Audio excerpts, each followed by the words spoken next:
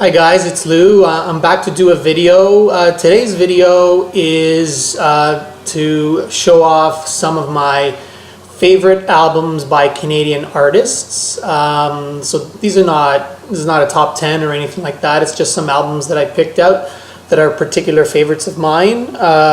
Somewhat inspired by Cameron and his channel out in Winnipeg. Cameron has extensive knowledge of 60s and early 70s Canadian stuff. He knows bands that I haven't even heard of, let alone listened to. So this is quite different from that. The only similarity is that these are all Canadian artists. However, the oldest album that I have in what I'm going to show is from 1979. So it's from 1979 and onward to present day, and hopefully highlighting some things you may have heard or may not have heard. And there's some newer bands in there that I think are worthy of checking out. So here we go. I've got playing in the background, although maybe you can't hear it, is something that's not Canadian, unless this person has some Canadian roots that I don't know of, but I don't think they are. From Roxy Music, the guitarist Phil Manzanera. This is his debut solo album, Diamondhead.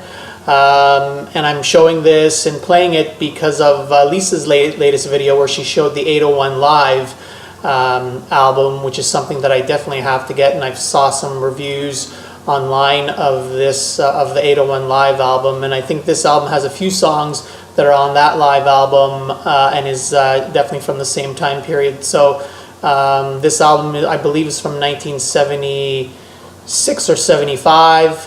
Roxy Music's guitarist Phil Manzanera and friends. Robert Wyatt's on a track or two on here. Brian Eno was a big member of this project, and hopefully I can find that 801 Live album. Now on to the Canadian content. So the first album I'm going to show by a well-known Canadian, probably everybody's, maybe most people's favorite Canadian artist, Neil Young, and the album Rust Never Sleeps. This album's from 1979. It is a live album, recorded live, but most of the crowd noise has been filtered out of this, where you just hear minimal amounts of it. The unique thing about this album, for those that don't know, side one is an acoustic side, includes some great songs. One of my favorites, Pocahontas, some great harmonica from Neil, who I think is one of the best harmonica players out there. And side two is more of the electric side, featuring the electric version of Hey Hey My My. There's also an acoustic version of that on side one. And one of my favorites, Powderfinger. Neil Young, Rust Never Sleeps. Try to keep these in chronological order as best as I know. The next album is from 1980.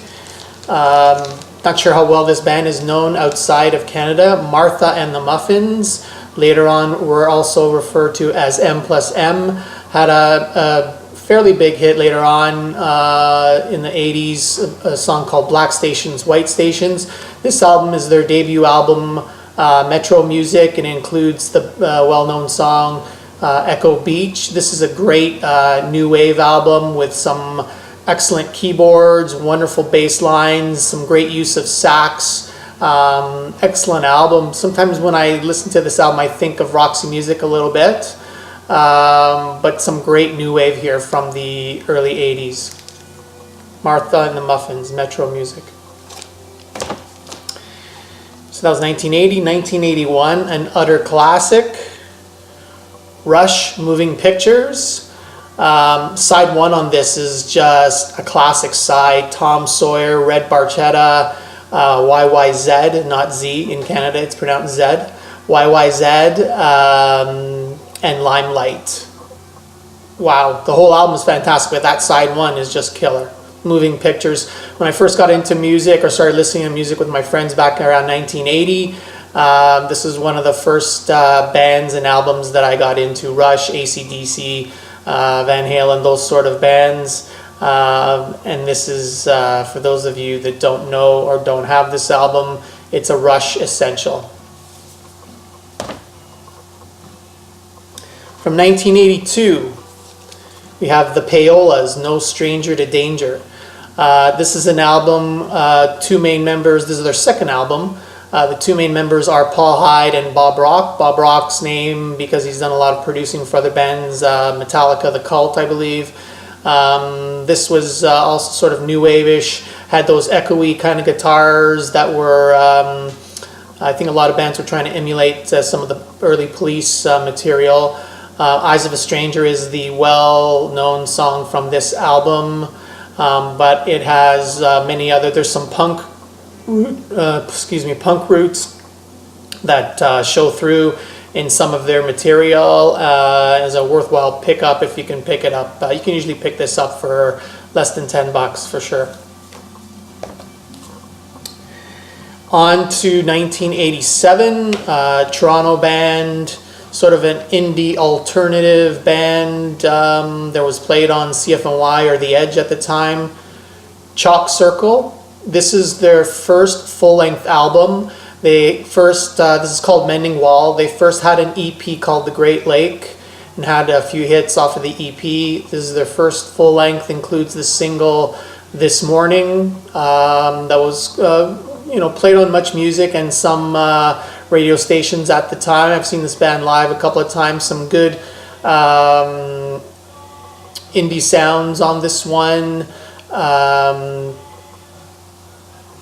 Some topical material, environmental issues, things like that covered. They lasted, I think, only 2 or 3 albums, but this one I think is definitely their best, Mending Wall.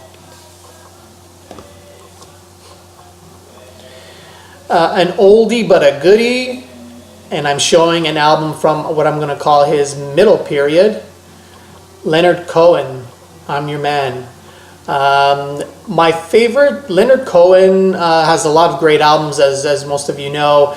I decided to feature this one because it's from his 80s period, I believe 1988. I think his vocals were the best sounding during this period. This album's a little bit more keyboard oriented than most of his other albums. Fantastic vocals, includes some of my favorite songs of his. Take This Waltz, First We Take Manhattan. This is an excellent Leonard Cohen album. Check it out. Personal favorite of mine, the Cowboy Junkies, the Trinity Session.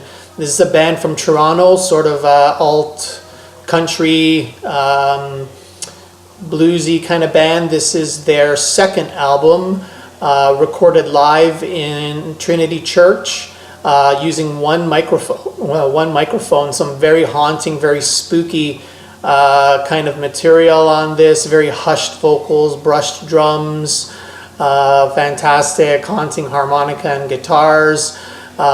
Big hit, Misguided Angel from this album, some great pedal steel as well. They also do an unbelievable cover of the Velvet Underground's Sweet Jane, which got a lot of airplay at the time. This is back from 1988-89. Saw this band live several times. They are fantastic. There's 4 official members in the band that are all the brothers and sisters, and one, I think, friend. Michael Timmons, the guitarist, writes all the material.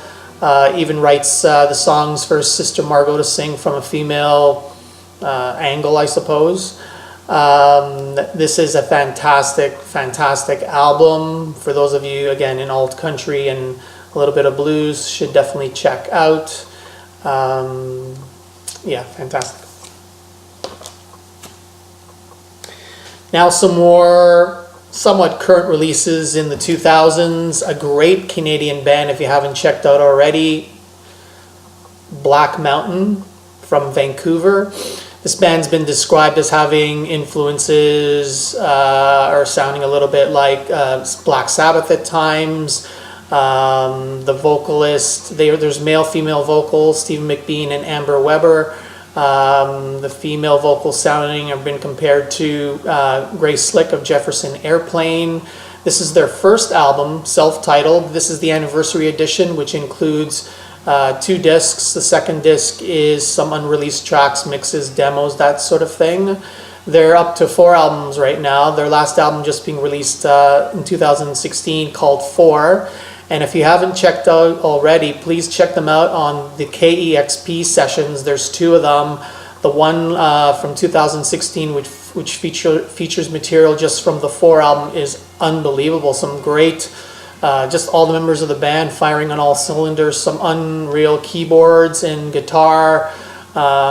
Just fantastic. Highly, highly recommended. Check these guys out on YouTube. And last but not least, one of my favorite albums from last year, from a Canadian band called Preoccupations. This is a self-titled album.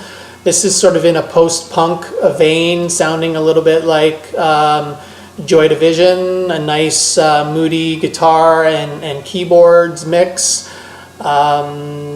This band had changed their name to Preoccupations, and this is their self-titled album as that band. Before, they were called Viet Cong, same membership, similar sounding as the other album. This is from 2015, but there was some controversy around the name, so they changed the name from Viet Cong to Preoccupations. But I highly recommend either the Viet Cong or the Preoccupations album if you're into that post-punk kind of sound. All right, guys, thanks a lot. Once again, thanks for anybody who's subscribed, and any new subscribers who have recently joined and made comments on the videos. I look forward to your comments to this particular video. Hopefully I've introduced some albums that you may not have known about and mixed that in with some favorites that you do know, and let me know what you think. Thanks a lot, guys.